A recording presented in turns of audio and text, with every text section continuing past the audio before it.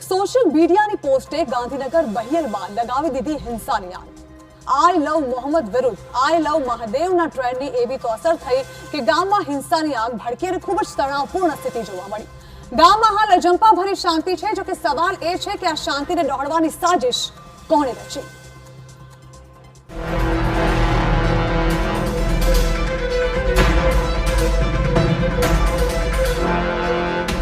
Social મીડિયાની એક પોસ્ટથી બહિયલમાં થયો ભડકો।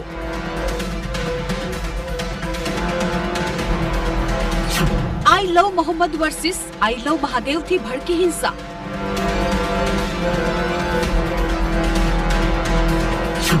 ગરબા આયોજન પર પથ્થરમારો।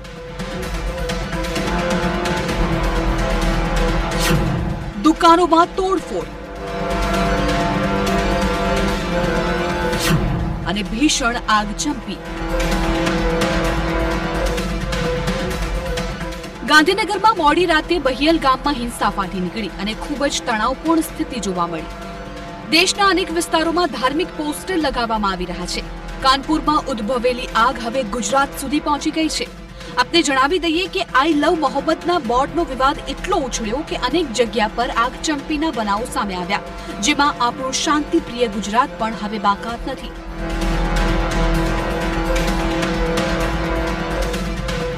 જુઓ આ દ્રશ્યો। કેવી રીતે ગરબાના આયોજનમાં કરવામાં આવ્યો પથ્થરમારો, દુકાનમાં કેવી રીતે કરવામાં આવી તોડફોડ અને પછી આગચંપી કરવામાં આવી। સવાલ એ છે કે હિંસાની આ ઘટના પાછળ આખરે કોની સાજિશ છે?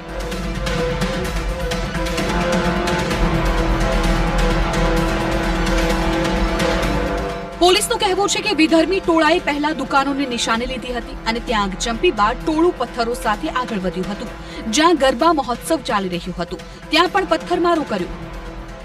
ગઈકાલે રાત્રે લગભગ 11 વાગ્યાની આસપાસ દહેગામ તાલુકાના બહિયલ ગામમાં મુસ્લિમ જ્ઞાતિના લોકો એકઠા થયા અને સૌપ્રથમ તો એક એચ.કે. પટેલના દુકાનમાંથી સામાન બહાર કાઢીને સામાન જલાવવામાં આવ્યો અને પછી આ ટોલા ભેગા થઈને હિન્દુ વિસ્તાર ઉપર પથ્થરમારી કરવામાં આવેલ। આ પથ્થરમારામાં 2-3 લોકોની નાના મોટા ઈજા થઈ અને 2-3 દુકાનો પણ સળગાવવામાં આવેલ। એની વિરુદ્ધ 307, 436 આઈપીસી પુરાણી અને BNS 109 અંતર્ગત ગુના દાખલ કરવામાં આવેલ અને 60 અક્યુઝડ અત્યાર સુધી ધરપકડ કરવામાં આવેલ છે અને 21 નામ પોલીસ પાસે છે। એની આજ ધરપકડ કરવા માટે પોલીસ કાર્યવાહી હાથ ધરવામાં આવેલ। હાલ પરિસ્થિતિ શાંતિ છે।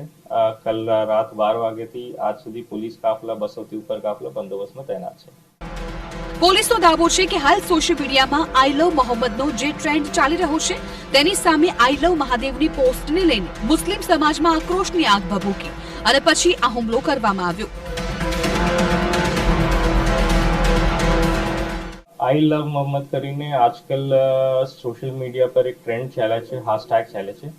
એની વિરુદ્ધમાં બહિયલ ગામની એચ.કે. પટેલ આઈ લવ મહાદેવ કરીને સ્ટેટસ મૂકવા માટે એક અપીલ બહાર પાડવામાં આવેલ છે અને આ અપીલમાં એનો એક શબ્દ પ્રયોગ કરવામાં આવેલ છે કે ઝલીલ કરીને શબ્દ પ્રયોગ કરવામાં આવેલ મુસ્લિમ સમુદાય વિરુદ્ધ। આ શબ્દોથી આ લોકો ભડકી ગયા અને એની લીધે એકઠા થઈને પથ્થરમારા થઈ। સોશિયલ મીડિયા પોસ્ટ બાદ ગામમાં છેલ્લા 3 દિવસથી સ્થિતિ વણસી હતી। બહિયલમાં ભારેલા અગ્નિ જેવી સ્થિતિ હોવાનો સ્થાનિકોનો આક્ષેપ છે। અહીંયા પહેલાથી 3-4 દિવસથી પ્લાનિંગ એમનું ચાલુ જ હતા। પ્રી પ્લાનિંગથી જ આ હુમલો અટેક કર્યો છે કાલે। એના પહેલાં ફર્સ્ટ નોરતું હતું, પહેલું નોરતું, ત્યારે એમને આઈ લવ મોહમ્મદ એવી રેલી જુલુસ જે હોય છોકરાઓ એના થ્રુ કાઢ્યું હતું બીજા મોહલ્લામાં। પછી સેકન્ડ ડે કાઢ્યું બીજા મોહલ્લામાં, થર્ડ કાલે ટાર્ગેટ અહીંયા થયો। એટલે અહીંયા ટાર્ગેટ થ્રુ કરવામાં આવી છે અને ઓનલી ફોર હિન્દુનો ટાર્ગેટ, હિન્દુની દુકાનો, જેમ કે તમે જોઈ શકો બાજુમાં સંજરી જ્વેલર્સ છે એને કંઈ નુકસાન નહીં, એની બાજુમાં મેડિકલ છે રોશન, એને પણ કંઈ નુકસાન નહીં। ટાર્ગેટ ઓનલી ફોર હિન્દુની દુકાનો તોડો, એ રીતના બીવડા ભાઈને માહોલને પથ્થર મારો, આઈ લવ મોહમ્મદના નારા લગાવીને અટેક કરવામાં આવ્યો છે। પ્રી પ્લાનિંગથી જ અટેક થયો છે બધું। હિંસા બાદ પોલીસ એક્શનમાં 60 લોકોની કરાઈ અટકાયત। હિંસા કેસમાં દાખલ થઈ 2 FIR। હિંસા બાદ હવે પોલીસે કાર્યવાહી શરૂ કરી છે। સમગ્ર મામલે કેસ દાખલ કરી અત્યાર સુધીમાં 60 લોકોની અટકાયત કરવામાં આવી છે।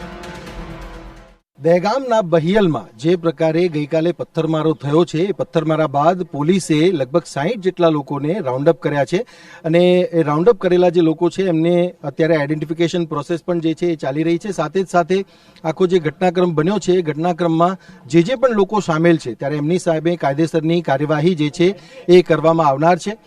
પોલીસે આ જે લોકોને આઈડેન્ટિફાય કર્યા છે એમની સામે લગભગ 2 FIR દાખલ કરવામાં આવશે અને આપ જોઈ પણ શકો છો કે અહીંયા જે લોકો છે એ લોકોને હવે કાયદેસરની કાર્યવાહી પોલીસ કરી રહી છે, એમાં આગળ લઈ જવામાં આવી રહ્યા છે અને જે 2 FIR દાખલ થશે એ 2 FIRમાં હજી બીજા કેટલાક લોકોની ધરપકડ કરવાની જે છે એ બાકી છે. ગાંધીનગર પોલીસની ટીમ સાથે સાથે SRPની જે ટીમ છે એ પણ અહીંયા તૈનાત છે. ગાંધીનગર રેન્જ આઈજીએ પણ બહિયલ ગામની મુલાકાત લીધી અને કહ્યું કે હિંસામાં સામેલ લોકો સામે કડક કાર્યવાહી કરવામાં આવશે. લગભગ 60 જેટલા લોકોને આ ગુનાના કામે રાઉન્ડ અપ કરવામાં આવેલ છે અને એવી પ્રકારની ઘટનામાં કોઈ પણ તત્વો જે પણ સામેલ છે તમામ બાકીના લોકોને પણ પકડવામાં આવશે અને સખ્તમાં સખ્ત કાયદેસરની કાર્યવાહી કરવામાં આવશે. આ બાબતની તપાસ કરી રહી છે. જે રીતે હું આપ લોકોને પહેલાં પણ જણાવ્યો કે જ્યારે કોઈ વિવાદિત પોસ્ટની વાત હોય અને કોઈ પ્રકારની જે એવી બાબત હોય તો એના માટે તંત્ર છે, પોલીસ છે, પોલીસ કાયદેસરની કાર્યવાહી કરશે. પરંતુ કોઈ પણ માણસ, કોઈ પણ ભીડ કાયદો પોતાના હાથમાં લે એ ક્યારેય એને આપણે ચલાવી ના શકાય અને આ બાબતની જે ઘટના થઈ છે એમાં જ કડકમાં કડક પગલાં લેવા માટે જ FIR થઈ છે. એક વાત તો સ્પષ્ટ થઈ ગઈ છે કે સોશિયલ મીડિયા પોસ્ટથી હિંસાની આગ ભડકી કેટલાક લોકોએ કાયદો હાથમાં લીધો અને એક વર્ગને ટાર્ગેટ કરીને આ હુમલો કરવામાં આવ્યો છે. બહિયલમાં હાલ શાંતિ છે, પરંતુ બહિયલમાં થયેલી આ હિંસા પાછળ આખરે કારણ શું છે અને કઈ રીતે આ હિંસા આટલા મોટા પ્રમાણમાં ભડકી? ગુજરાતના શાંતિપ્રિય માહોલને બગાડનાર આ કોણ એવા શત્રુઓ છે જે હિન્દુ તહેવારોને જ નિશાનો બનાવે છે? કેમેરામેન મનીષ ત્રિવેદી સાથે સચિન પાટીલ, TV9, બહિયલ, દહેગામ.